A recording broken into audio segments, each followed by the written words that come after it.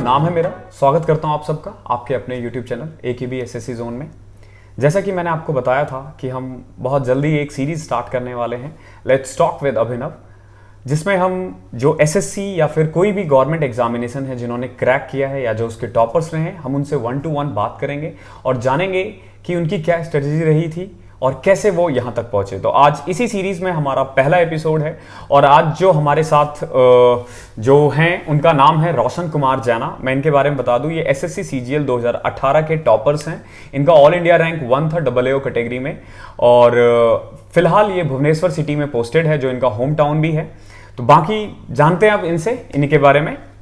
सो रोशन जैना, first of all thank you so much कि आपने हमारा प्रपोजल एक्सेप्ट किया और आप यहाँ आए।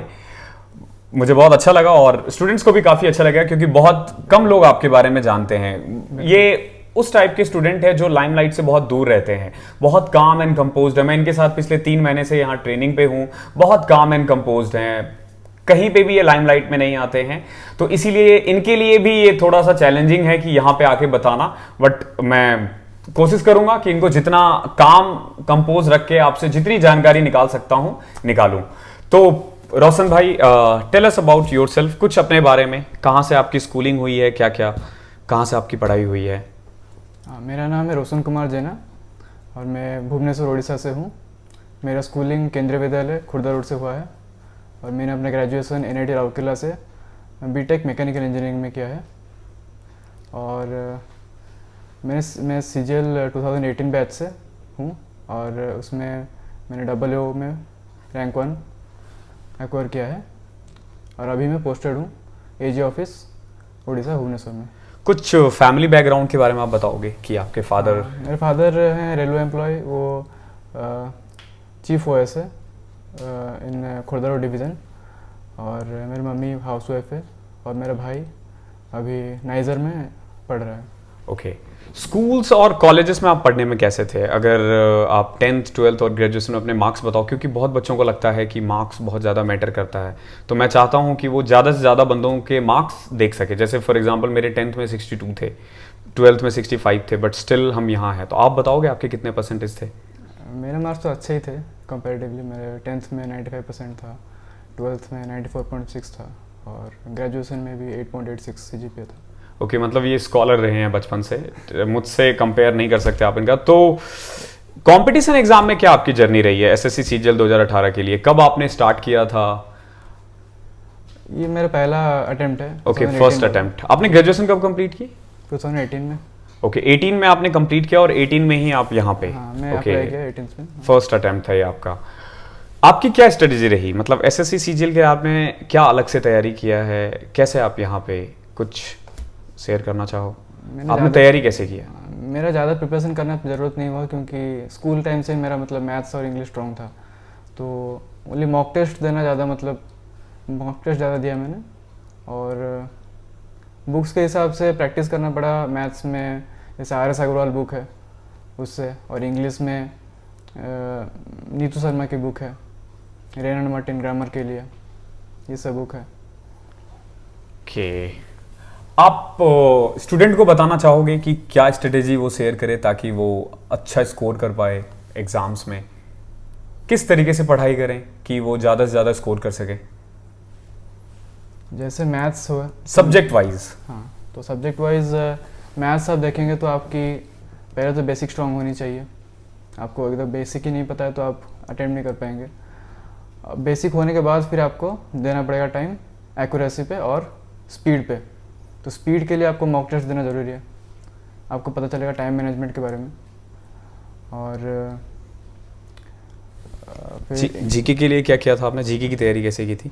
जीके की लूसेंट की बुक आती है, उससे आप प्रिपरेशन कर सकते हैं। कि एक्चुअली ल्यूसेंट जो है वो आप गीता कह सकते हो SSC के लिए। अगर आपने ल्यूसेंट अच्छे से पढ़ रखी है तो जीके में आप इजीली 35 to 40। अब करंट अफेयर का रोल है 8-10 मार्क्स का, तो आप 30 मार्क्स सिर्फ ल्यूसेंट से स्कोर कर सकते हो। क्वेश्चंस डायरेक्ट आते हैं उससे। रीजनिंग के लिए आपने कुछ स्पेशल किया हो? रीजनिंग के लिए भी RS अग्रवाल का एक मोटा बुक है, एक वर्बल नॉन वर्बल दोनों है। Okay, and what about English? English के लिए वही बोला था, नीतू शर्मा की बुक्स है और उनकी है रेनल्ड मार्टिन है ग्रामर के लिए, और मॉक टेस्ट। ओके, मॉक का क्या रोल रहा है?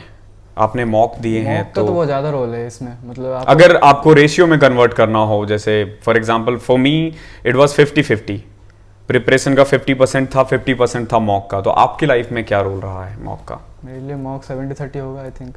30 है मतलब बेसिक्स क्लियर करने के लिए, इसलिए मैं बुक्स देखता था। अगर कोई बेसिक क्लियर नहीं हो ओके तो और नहीं तो मॉक्स ही चाहिए टाइम मैनेजमेंट के लिए, बहुत इंपॉर्टेंट है। ओके, मैं इनके बारे में कुछ शेयर कर दूं।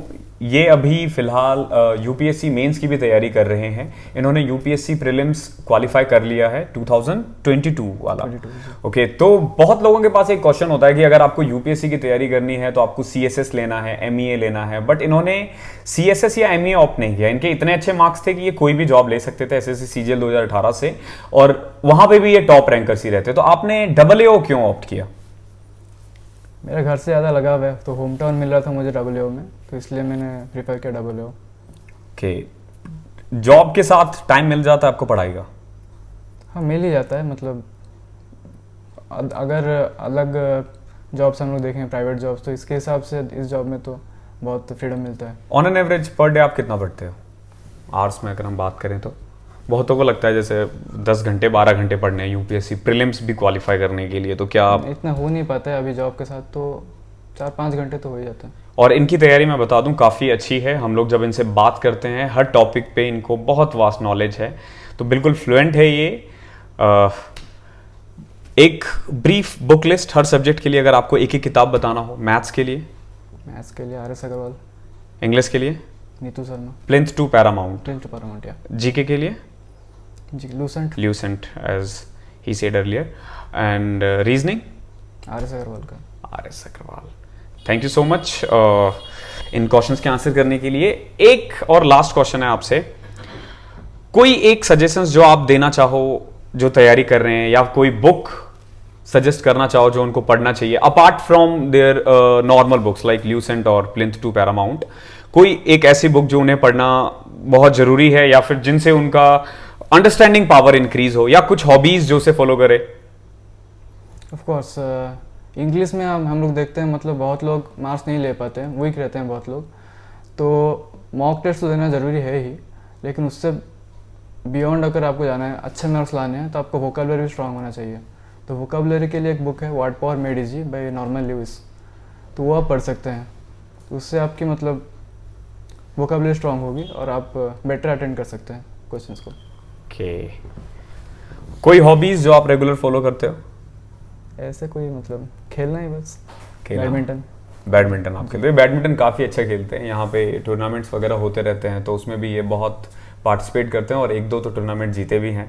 तो रोशन भाई, थैंक यू सो मच यहाँ आने के लिए वंस अगेन, और आई होप इनसे मिलकर आपको अच्छा लगा होगा, और इनसे आप सीख सकते हो कि कैसे जॉब लेने के बाद भी ये बहुत काम एंड कंपोज्ड है, और तैयारी इन्होंने ये अभी भी रेगुलर हर रोज जो भी इनको टाइम मिलता है वो स्टडी करते हैं, यानी कि अभी भी ये खत्म नहीं हुए हैं, ये रुके नहीं हैं, स्टिल इनकी तैयारी चल रही है।